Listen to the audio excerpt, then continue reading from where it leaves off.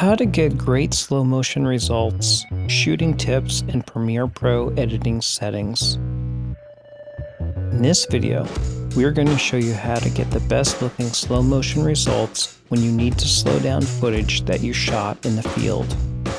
For example, if your camera only shoots a maximum of 60 frames per second, how do you slow it down to 50% or more without it looking terrible? We will show you shooting and editing tips that will help you achieve amazing looking slow motion results. Let's start out with some shooting tips. 1. Shoot with a high shutter speed. In our test footage, we used a shutter speed of 1920. The goal is to reduce motion blur and capture crisp, defined images. 2. Shoot with the lowest ISO possible.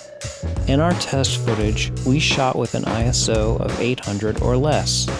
ISO settings that are too high will make your footage noisy and could hurt your slow motion results. Again, we want to capture a clean image. Note, shooting a low ISO and a high shutter speed will require a lot of light. If you are shooting outdoors in bright sunlight, that will not be hard to accomplish. But if you shoot indoors, you will need lights, bright lights that don't flicker. I'll leave helpful links to all of the gear we used in the description below this video, in case you want to check out what we used. 3. Use a tripod and eliminate or limit camera movement.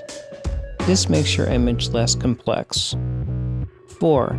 Keep the background of your image as simple as possible. Complicated backgrounds may hinder your slow motion results. 5. Shoot with the least amount of compression possible. The higher quality the file you shoot, the better. In our test footage, we shot 2.8K RAW files at the highest quality possible using the Blackmagic Pocket 6K camera. 6. Shoot with the highest frame rate your camera can capture. Our camera can capture a maximum of 120 frames per second, so that's the frame rate we shot in. Note, these are just suggestions. We are not saying that you won't get good results if you ignore these tips, but incorporating some or all of these practices will definitely help you get the best slow motion results in post. Now that your footage is shot, let's create a project in Adobe Premiere Pro and import our footage. Next, let's take a look at the frame rate of our footage. This flip, for example, was shot at 120 frames per second, but the camera already put it in a 24 frames per second file. If I play it back, it plays back in slow motion. If your camera captured a file at a higher frame rate, like 60 frames per second, you must first modify it to make it play back in slow motion. To do this, you would right-click on the clip, choose Modify, then choose Interpret Footage. Then select Assume the Frame Rate Is option, and then enter 24 if it is a 60 frames per second clip or 23.976 if it was shot at 59.94. Then press OK. After modifying the clip, it will play back in slow motion. We can skip this step because our frame rate is already set to 24 frames per second. Next, I'll create a 24 frames per second timeline by simply dragging and dropping my 2.8K 24p clip onto the timeline area. The timeline automatically adapts to the settings of the clip. To slow down the clip, I'm going to right-click on the clip, select Speed Duration, then enter 50%. Then, and this is important, change interpolation to Optical Flow. Optical Flow is the highest quality slow motion that Adobe Premiere can render, better than frame blending and frame sampling. To see our results, we must render the clip.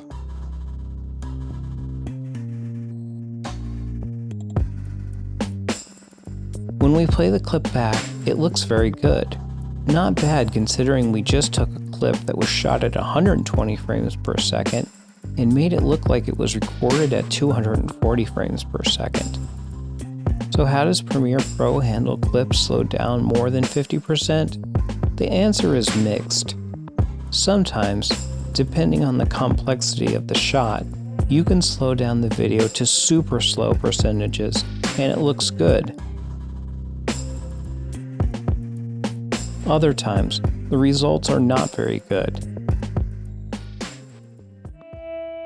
For the rest of this video, I'll show you a series of test shots that we recorded and played them back at the following speeds: 500%, which will make our 120 frames per second footage look like it's playing back at real time.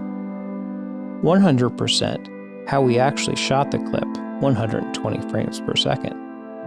50%, which will mimic 240 frames per second.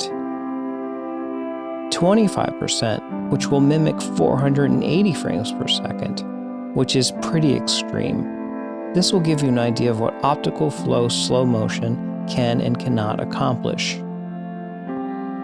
I hope you found this video helpful. Thanks for watching. Please like and subscribe.